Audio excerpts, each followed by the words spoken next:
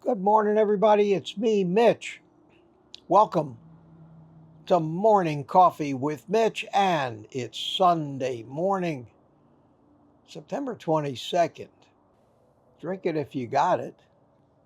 But I'm a little freaked out this morning. A little freaked out. I normally don't believe in ghosts or supernatural things.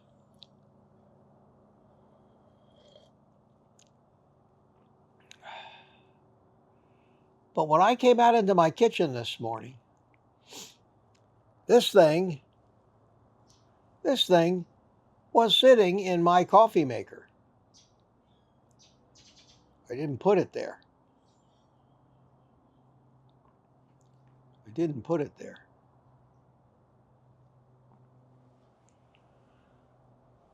I don't know. Sometimes it doesn't pay to try to figure out why something happens. Just accept the fact that it happened, and move on. And not worry about it. There's usually, in fact, there has to be an explanation if you don't believe. If you don't believe things just happen for no reason. Now, of course, this thing didn't jump into the coffee maker by itself. It's an inanimate object. How many people out there, when looking for some kind of explanation of why something happens, seem to always go to the most unbelievable and least likely one first? There's a phenomenon called Occam's razor. The name itself certainly doesn't sound like it makes any sense. But it states that the simplest and most obvious answer to a question is usually the correct one. We don't do that. We don't do that. And it applies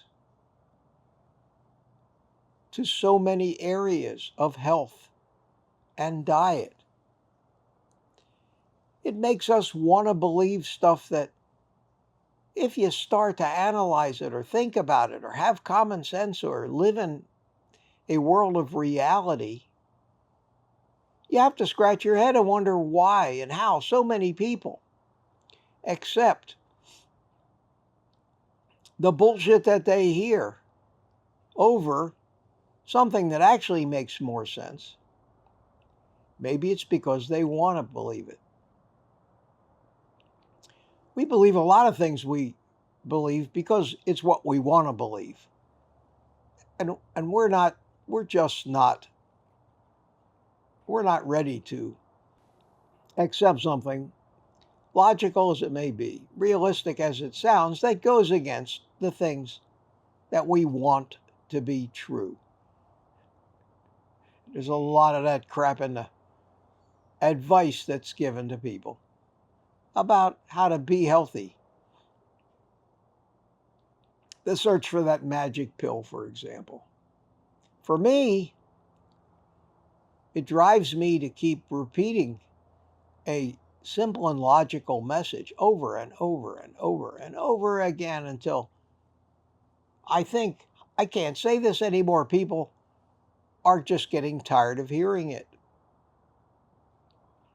And of course, I'm talking about not only addiction, but the root causes of addiction. Why we're addicted. Why we can't resist the cravings and the urges. We don't want to believe those reasons. I don't know why anybody would want to believe that they're weak and out of control instead of a message that tells them it's not their fault and here's why. But that requires a little bit of actually thinking and following logic. And I think for a lot of people, That's much harder to do than just blame themselves. You end up punishing yourself. And most people who fail on diets, if you ask them why, they buy into the narrative. Well, I'm just not strong enough. I can't give up that stuff. It's the only pleasure that I have left in life. The comfort I get from diving into a box of donuts. I understand the reality. I understand it's not your fault. I understand it's not a matter of weakness. I understand because I figured it out over a lot of years that there are absolute physiological and evolutionary reasons why you're not supposed to be able to override consciously your subconscious mind when it knows it needs to do something from keeping you from dying. This happens all the time. This is the fight or flight response. This is why you can't hold your breath until you die. This is why you cannot consciously ignore the cravings to eat sugar and carbs when they get too strong. And if your brain thinks you're imminently at risk of dying, it takes any control that you have away. And there is nothing that you can consciously do about it. And you think, because it's an easy thing, it doesn't require a lot of analysis, you think you're just weak. You have no willpower. And that's when most people actually give up. Most people actually give up. And that's where I gave up for all those years. Now, I've said this before a lot of times, and I keep saying it. And I used to not say it. I used to be laboring under the misconception that once I've said something, why repeat myself? Just annoys people when you repeat yourself. Why should I keep hounding on this same point? And then I discovered that nobody remembered, or they weren't around at the time I said that. And those people who have heard this message and hear it again say, wow, Mitch, thank you for reminding me of that. And this one message, this one concept, this one observation, this one insight, this one theory, this one hypothesis of mine is mine. I didn't learn it from anybody else. Over all those years of failures, I assembled this simple concept in my head. It's like troubleshooting, trying to find the root cause of a problem. I'm a good troubleshooter. Always have been. That's why I did so well in the technology business. Turns out I'm a good troubleshooter in the human physiology business. And maybe I should have been a doctor. I think I would have made a great doctor, but I think I would have lost my license by now because there is no way that I could have practiced or put up with the bullshit that we have today in the big pharma, big food, big health care complex. I couldn't do it. I'm going to, for the next few minutes, repeat the most important thing and the most important contribution that I think I have in this space. I'm going to tell you my discovery. And I'm going to try to tell it to you in a way that it makes sense to somebody that is not a doctor, that is not a research scientist at a big university lab. This kind of message usually gets way overcomplicated as you're led down a rabbit hole, and most of you will get lost. I'm going to try to lay this out. It's not easy to lay out and explain in terms to somebody who hasn't taken the path of logic that I have in figuring this out. But it's very simple in concept. And sometimes I wonder, why isn't this obvious to everybody? So here goes. It's a fact. It's a fact that most diets fail. Why do most diets fail? Because I believe it's a fact that greater than 80% of the humans on this planet in Western civilized countries these days are addicted to carbohydrates. And by that, I use that term interchangeably with sugar. Don't think when I'm talking about sugar that I'm not talking about bread, pasta, bagels, starchy vegetables, anything, fruit that contains a carbohydrate. The only foods that don't contain a meaningful amount of carbohydrate, and by that I mean no more than a trace, are proteins, meat, and eggs. That's pretty much it. Since we're eating a low-carb diet, we have to eat the meat and eggs. So yes, we're going to get a trace amount of carbohydrate.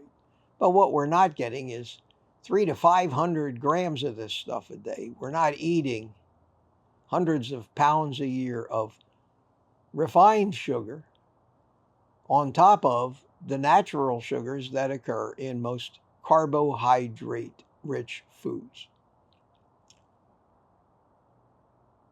These sugars are causing, along with seed oils, which I'm not really talking about now, and I don't know if they're worse or better, but they're a problem too. I'm talking about sugars and starches here. Seeing as it's a fact that most people are carbohydrate addicts, and seeing as it's a proven fact that most people fail, no matter how great their desire on any kind of a low carbohydrate diet, and the more restrictive, I think, the higher the failure rate. And when you get into keto and ketovore and carnivore, I think we experience the greatest failure rates there because, at least in carnivore, we're calling for complete abstinence from carbohydrates. Cold turkey, the hardest way to quit an addiction. But even though most efforts to recover from an addiction, any addiction, usually fail in the long term, we won't accept the fact yet that a carbohydrate addiction is by far the granddaddy of all addictions. It is the oldest addiction, far surpassing any drug addiction, alcohol addiction. It is the oldest addiction because its roots go back through evolutionary history to the fight of organisms to find nutrients and the survival of those that developed a way to be able to live on carbohydrates as fuel.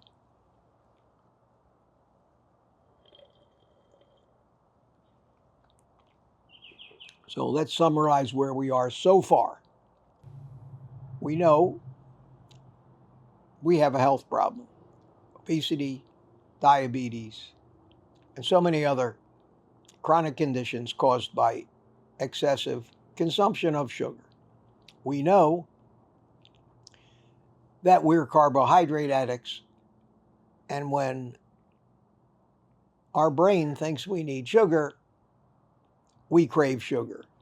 We know that if our brain thinks we're going to die without sugar, those cravings become too strong to consciously overcome. This is a fact. It's demonstrable. Nobody talks about it like that. And I mean nobody. Now, I'm sure somebody may have talked about it, but I haven't seen them yet. And of course, I haven't seen everybody. So with those facts in mind, I can tell you pretty assuredly that when you fail on your diet and start blaming yourself, you shouldn't. It's not your fault. It's happening for a reason. Dogbert didn't just appear in my coffee maker this morning. There is an explainable, true and realistic explanation for how he got there. In this case, this one's easy. I put it there. Okay? How else would it have gotten there? I can weave any kind of fancy tale. I can say some dwarf probably broke into my house last night and pulled this as a practical joke on me. I can say an angel came down from heaven and placed this because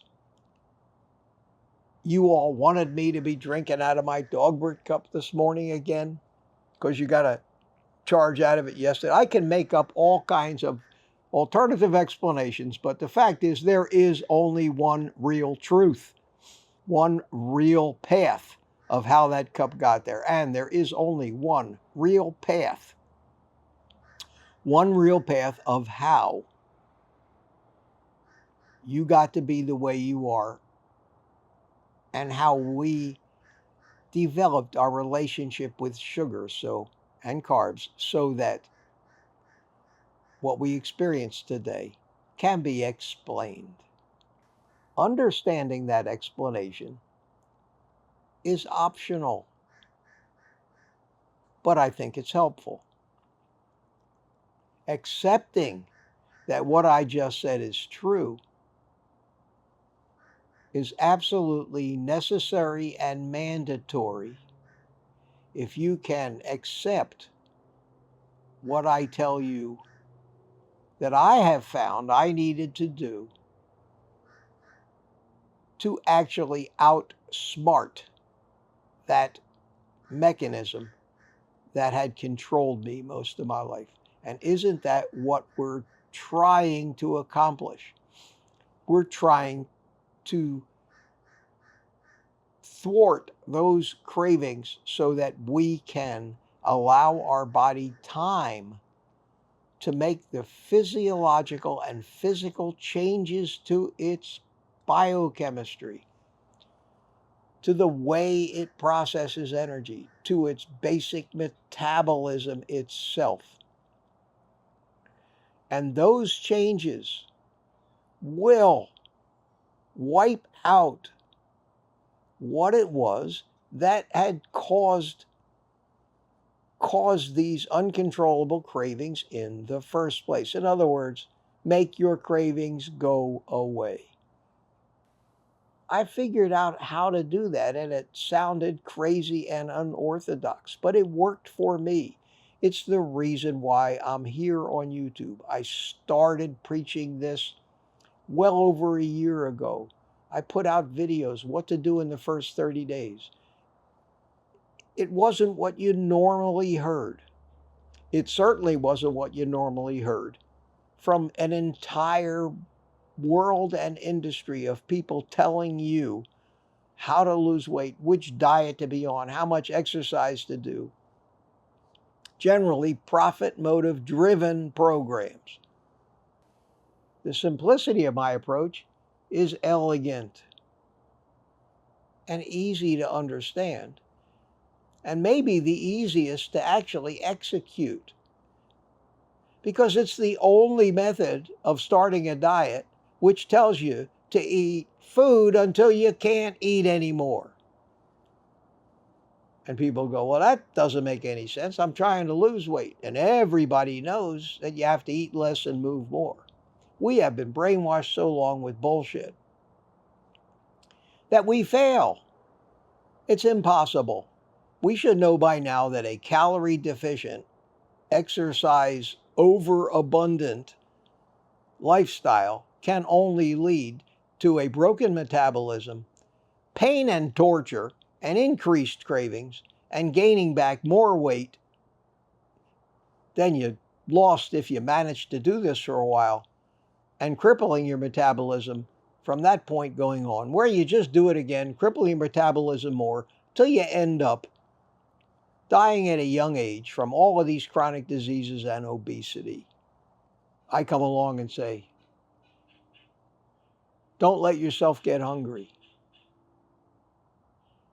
Eat until you can't move. The key is eat protein and fat. Throw out all conventional thought about losing weight. Forget about losing weight. Accept the fact that you might gain weight.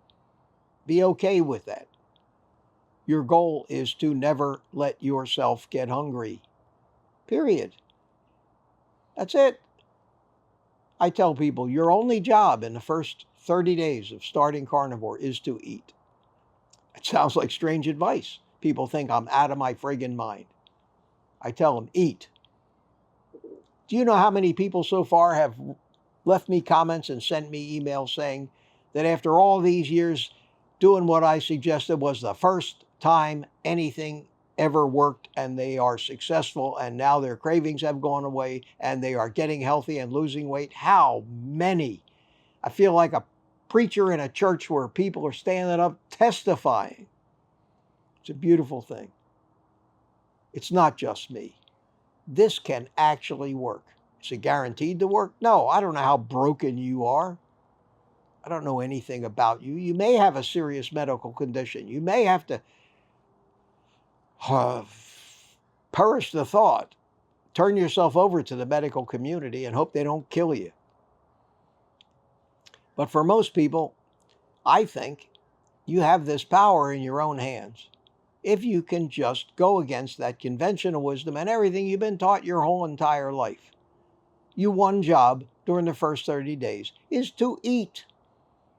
Eat until you can't eat anymore. Eat until you trigger your natural satiety. When you do that, you will not have cravings, at least for a little while. But until you've healed your metabolism, you will have cravings. They'll come back in an hour, 2, 3, 4. Your brain thinks if you don't get sugar imminently, you're going to die. It thinks that because that's what it's been thinking ever since you started eating primarily sugar all those years ago. And I've been following all the health guidelines of eating almost no protein, meat protein, animal protein, and very little or no fat. We've ruined our metabolism. That's where the healing has to start. Eat until you can't eat anything more. That is the second rule. The first one is forget about losing weight. It's not important at this early stage. It will only derail you psychologically and physically. If you've heard this before, a good refresher. If you've never heard this before, consider it seriously. Maybe the most helpful thing. Or not. I always admit these are my thoughts, my theories, my analysis, my insights. See if it makes sense to you. See if it makes sense to you. Thanks for stopping by this morning. I enjoyed having coffee with you. Dogbert says, see you tomorrow. Take the rest of the day off and eat meat.